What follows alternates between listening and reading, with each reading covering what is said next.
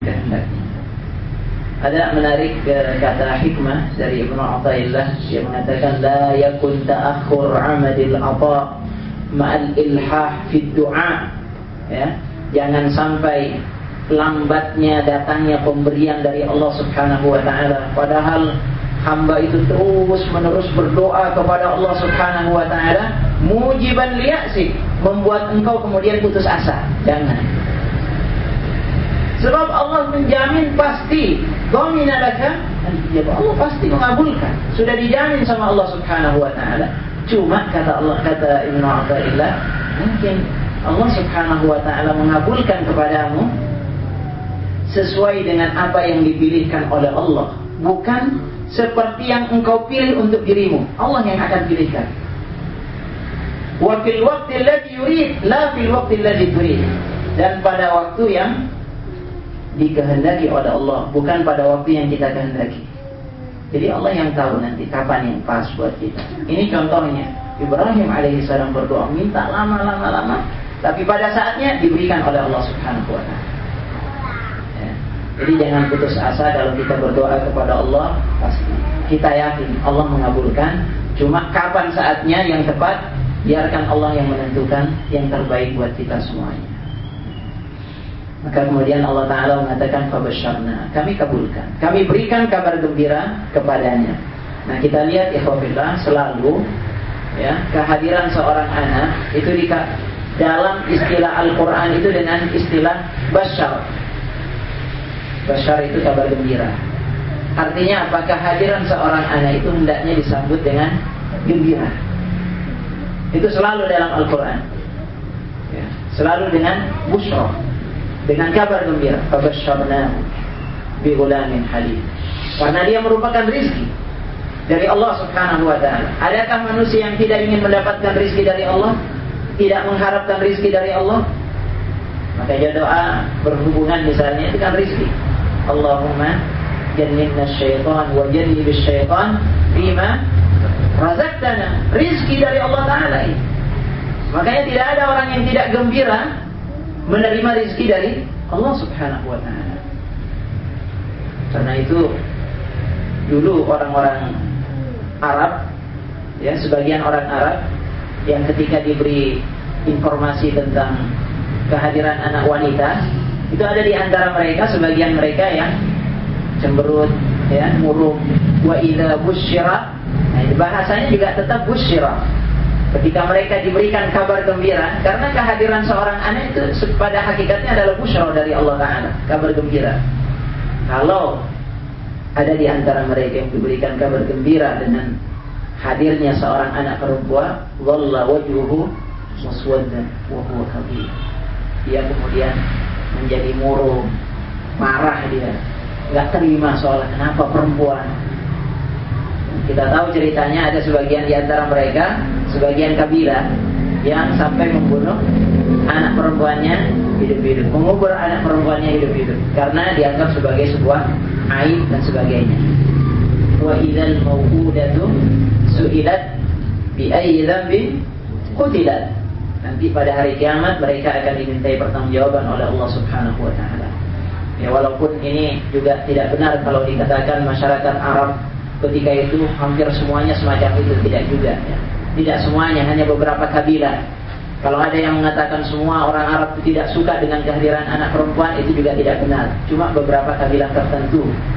Dan bahkan kalau disebutkan dalam riwayat bahwa Sayyidina Umar bin Khattab radhiyallahu anhu pernah melakukan hal yang serupa, ini banyak disanggah oleh para ulama.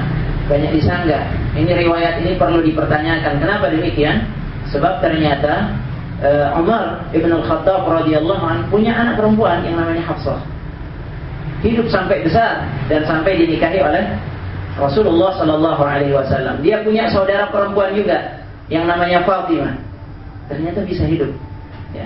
Nah, ini menunjukkan bahwa tidak benar juga kalau Umar bin Khattab radhiyallahu anhu sampai melakukan hal yang semacam itu. Nah, kita kembali kepada ayat ini. Jadi Allah Ta'ala mengatakan fabasyarnahu bi ghulamin halim.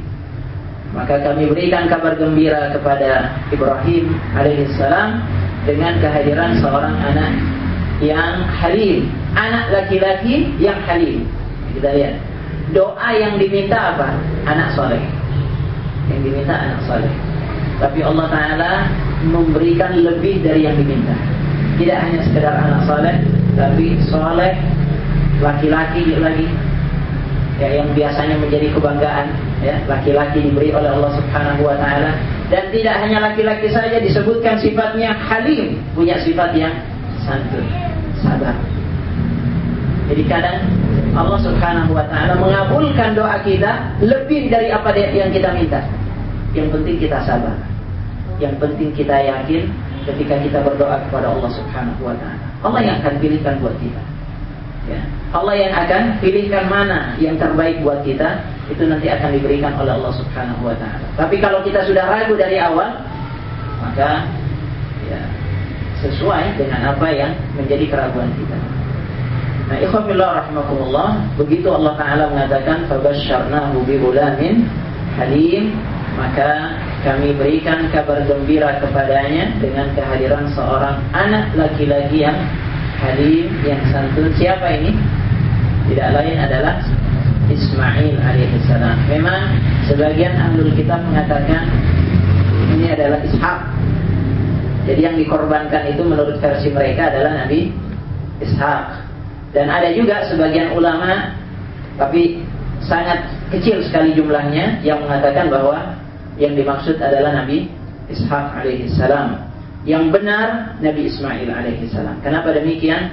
Sebab yang pertama lahir, yang lebih dulu lahir adalah Nabi Ismail alaihissalam. Nabi Ismail alaihissalam lahir ketika Ibrahim berusia sekitar 86 tahun.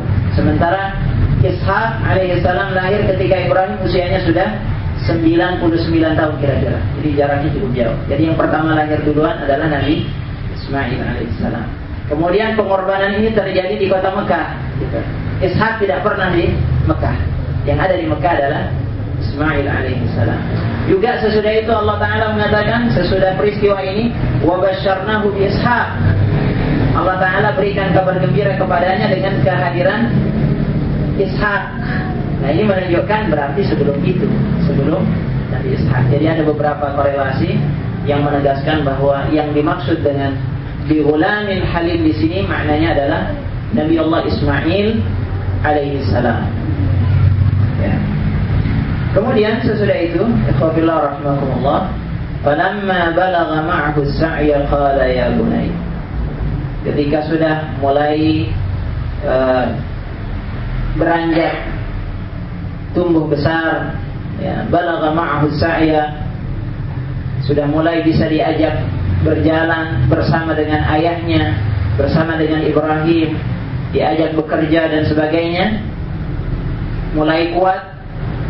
Nah, ketika itulah datang ujian dari Allah Subhanahu wa Ta'ala. Anak yang ditunggu-tunggu, anak yang sangat diharapkan, yang diminta dari jauh-jauh hari oleh Nabi Allah Ibrahim alaihissalam. Ternyata anak ini kalau ketika sudah tumbuh besar, sudah mulai bisa diajak berjalan bersamanya. Kemudian Ibrahim berkata, datang ujian dari Allah Subhanahu wa Ta'ala, qal ya bunayya inni ara fil manam. Ketika itulah datang ujian dari Allah Subhanahu wa Ta'ala, ada perintah untuk menyembelih anaknya. Jadi bisa kita bayangkan, kadang Allah Subhanahu wa Ta'ala, ya, dan seringkali Allah Subhanahu wa Ta'ala menguji kita dengan sesuatu yang sangat kita cintai. Dengan sesuatu yang sangat kita cintai. Dan memang begitulah kehidupan dunia ini. Selama kita berada di dunia, kita akan terus diuji oleh Allah Subhanahu wa Ta'ala. Karena ini adalah negeri ujian. Tidak ada yang luput dari ujian Allah Subhanahu wa Ta'ala. Dan ujiannya macam-macam. Ujian yang menimpa Ibrahim alaihissalam terkait dengan anaknya Ismail. Dambaan hatinya, buah hatinya, sesuatu yang sangat dia senangi. Karena itu ada seorang penulis, Ali Syariati, dia mengatakan, dia bertanya, apa yang menjadi Ismail kita? Apa yang menjadi Ismail kita? Kalau Ibrahim, Ismailnya adalah anaknya. Sementara apa yang menjadi Ismail kita? Bisa jadi yang menjadi Ismail kita, yang diuji oleh Allah dari kita adalah kedudukan kita. ketampanan kita, kekuatan kita.